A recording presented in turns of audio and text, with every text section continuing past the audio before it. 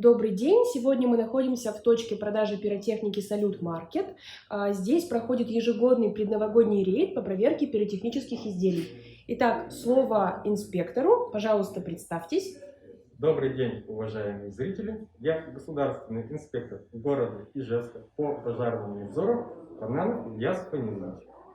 Сотрудниками Главного управления МЧС России по Удмуртской республике в преддверии Нового года проводятся профилактические мероприятия объектов торговли, реализующие пиротехническую продукцию. В ходе данных рейдов мы проверяем соблюдение требований правил пожарной безопасности на объекте, а именно проверяем автоматическую пожарную сигнализацию, наличие на объекте первичных средств пожаротушения, а также организацию продажи пиротехнической продукции.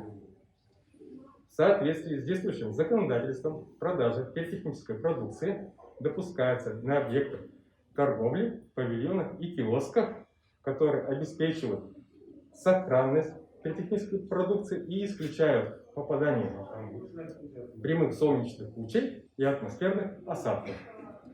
Если объект торговли имеет 2 этажа и более, то данные отделы должны располагаться на вышеближайших этажах вдали от эвакуационных выходов.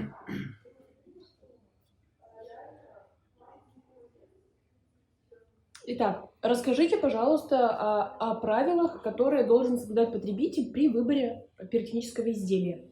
То есть при покупке пиротехнической продукции покупатель имеет право потребовать у продавца сертификат соответствия на продукцию, а также товарно-сопроводительные документы.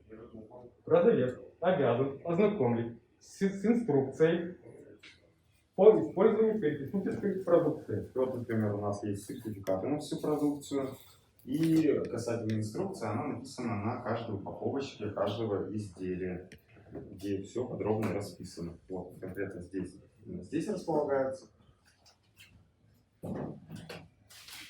Помимо текстового сопровождения, в принципе, можно посмотреть правила, которые изображены в графическом виде. Все подробно, ярко, красочно.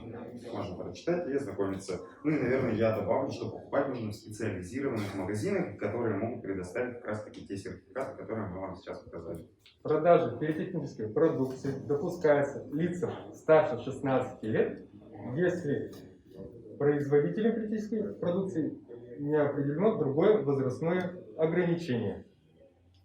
На что необходимо обратить еще раз внимание при покупке на пиротехнической продукции? Нужно обратить в первую очередь внимание на целостность упаковки, чтобы она была не помята, не вскрыта, не сломана, не было никаких потертостей, ну, например, как вот это. В принципе, можно с наших полок взять любую, они будут соответствовать всем необходимым стандартным качествам. Также хотелось бы напомнить, что запуск пиротехнической продукции запрещается в любых зданиях функциональной пожарной опасности. Также запрещено запуск пиротехнической продукции с крыш зданий, с балконов и с лоджий, на сценических площадках, стадионах и иных спортивных сооружениях. Запуск пиротехнической продукции лучше осуществлять на специальных площадках, которые будут организованы в каждом муниципальном образовании. На территории города Ижевска у нас будут расположены 5 таких площадок, по одной площадке в каждом городе. На территории индустриального района такая площадка расположена в парке Березовая роща. При запуске пиротехнической продукции нужно соблюдать требования безопасности, а именно находиться с наветренной стороны от запуска и также отойти на безопасное расстояние от пиротехнической продукции, которая указана на каждой продукции. То есть у нас линейка продукции очень широка, и в инструкции на каждую продукцию указано, на какое безопасное расстояние необходимо отходить.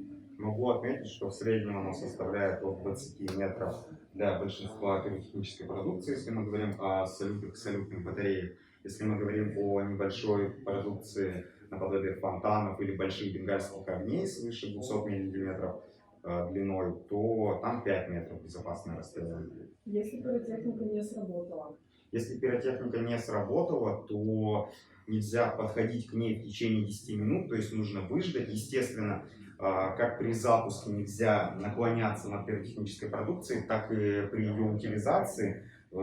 Если она сработала или не сработала, нельзя наклоняться, нельзя ломать, нужно выждать время, как я уже сказал, после чего утилизировать путем замачивания в воде на протяжении 24 часов.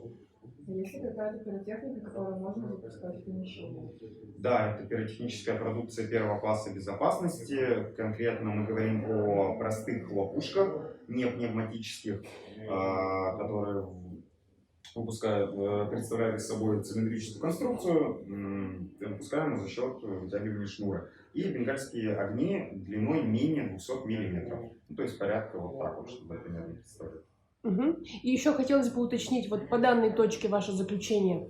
Имеется ли здесь средства пожаротушения, сигнализация и прочие документы? На данном объекте имеется автоматическая пожарная сигнализация, система оповещения управления эвакуацией людей при пожаре, а также первичные средства пожаротушения.